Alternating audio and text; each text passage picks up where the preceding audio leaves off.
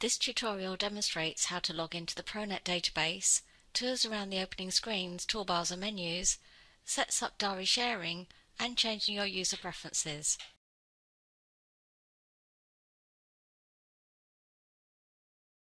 To log into the database, double-click on the blue RDB icon on the desktop.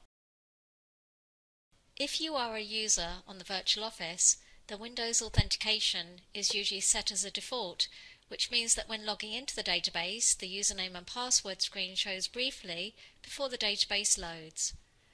If you are a user that is not on the virtual office and the database administrator has set Windows authentication, then again the username and password screen will show briefly before loading the database. However, in both of the above scenarios, Windows authentication can be switched off by your database administrator, which means that when logging into the database, you will have the option of entering a username and password. Passwords are optional. Then click OK or press Return to continue. The database then opens to display the Daily Update screen, which shows a summary of your diary entries, tasks, outstanding compliance tasks and KPIs. The Daily Update screen can only display this information if you are connected to the Internet, as it uses a component from Google to generate the graphs. If you don't see the Daily Update screen when logging in, your database administrator may have disabled it. The Daily Update screen can be closed down by clicking the cross icon on the tab here. We'll look at My Day View next, which is also open by default when you log in. This is your diary displayed in Day View. You can change the view to week or month using the buttons here. On the right at the top, additional calendar months can be viewed also.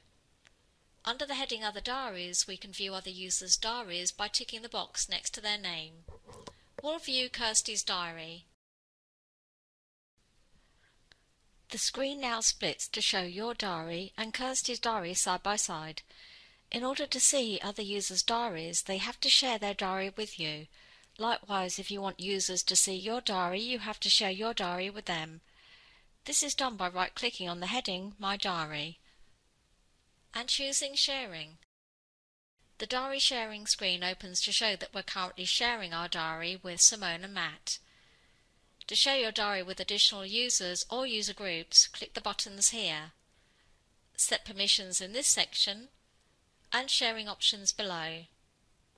Click on Save and Close when finished. Under the heading Resource Diaries is the list of resources we have been given access to view. We'll view the Boardroom Diary, which splits the screen again to now show your diary, Kirsty's diary and the boardroom at the same time. We'll go back to displaying just our own diary but unticking Boardroom and Kirsty's name. In the bottom right of the screen are your tasks, things you need to do. By default, only uncompleted tasks are shown here. As you can see, we need to call David Beckham and send out Lois Lane's CV. Along the top of the screen are the database menus. It is from these menus that you pick the different database functions.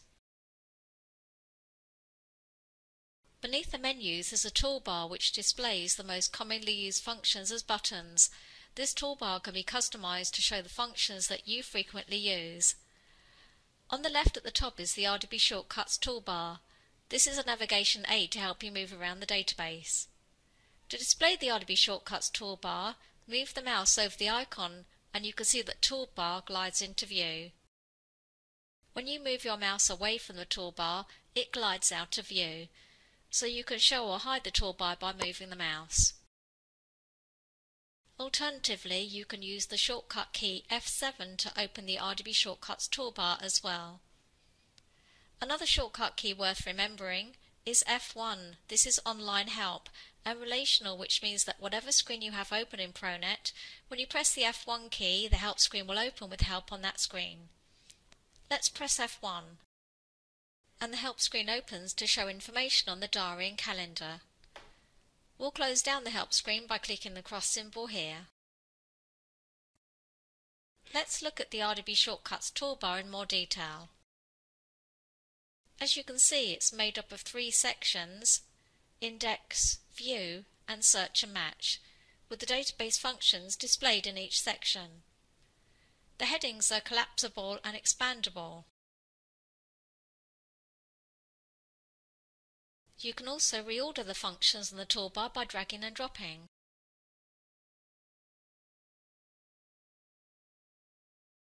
When right-clicking in a section, there is an option to add or remove functions in that section so the toolbar can be customized with the functions you commonly use. It's worth noting that the functions which appear on the RDB Shortcuts toolbar are also available on the Index, View and Search Match menus at the top, so if you prefer you can access the functions from there instead. When logging in for the first time, you can decide what sectors you wish to work in. This is done by selecting Sectors from the Options menu. The sectors you have been given access to view are displayed here. These are set by your database administrator. Just tick the sectors you want to work in, and when logging out and back into the database, the sectors selected here will be remembered. We'll click on the OK button to close the screen. Also, when logging in for the first time, it is important to set up your user preferences, which are your personal settings in the database. To do this, select User Preferences from the Options menu. On the left are the different sections which can be set, and you can see that the General section is currently selected. We won't go through all the settings and user preferences, but just pick out one or two key ones, starting with on Startup Show. This sets which screen will be displayed when you open the database. You can see that Day View is the default. Click on the drop-down arrow to see the other options.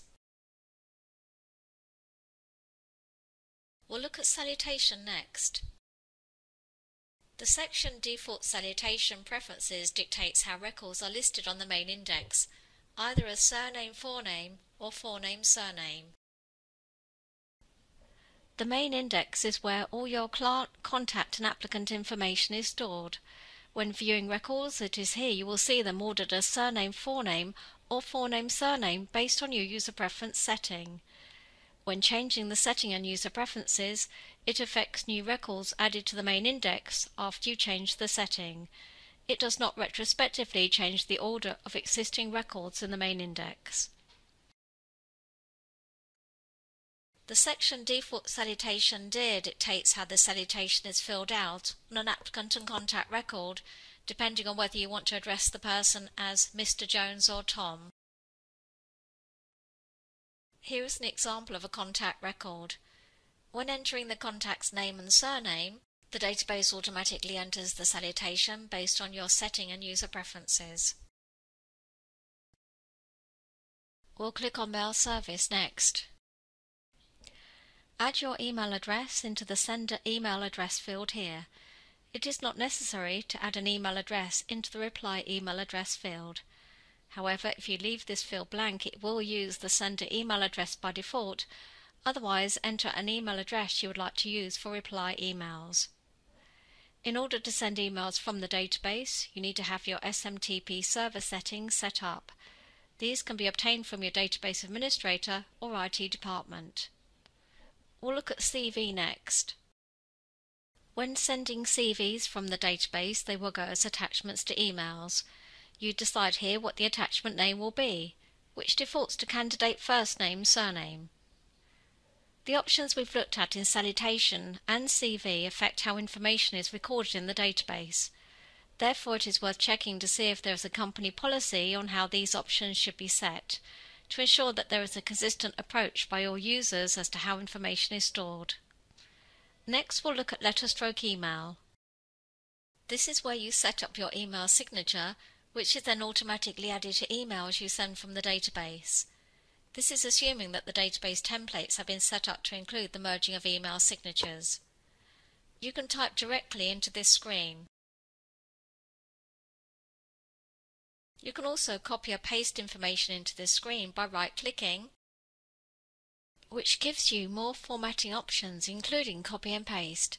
Alternatively, click the More button to display the same options. Images can be inserted by selecting Insert Image.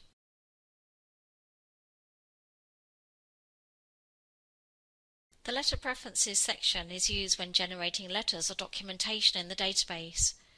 We just need to fill in the sign-off name and sign-off position fields here. We finished setting up user preferences, so we'll click Save and Close. To log out of the database, either click the cross symbol in the top right of the screen or choose Exit from the File menu.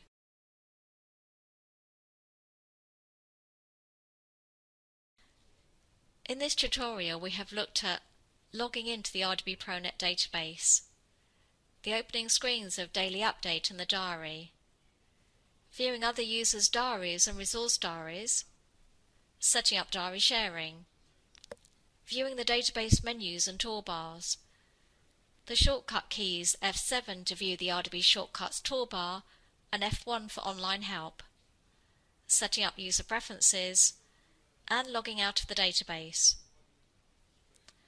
For information on adding CVs into the ProNet database, please watch the video called Adding Applicants using CV Reader. For information on setting up RDB Sync to synchronize Outlook with ProNet to copy emails, tasks and calendar events, please watch the videos called Sync Setup for Emails and Sync Setup for Calendar and Task Events. The links for these videos are displayed below.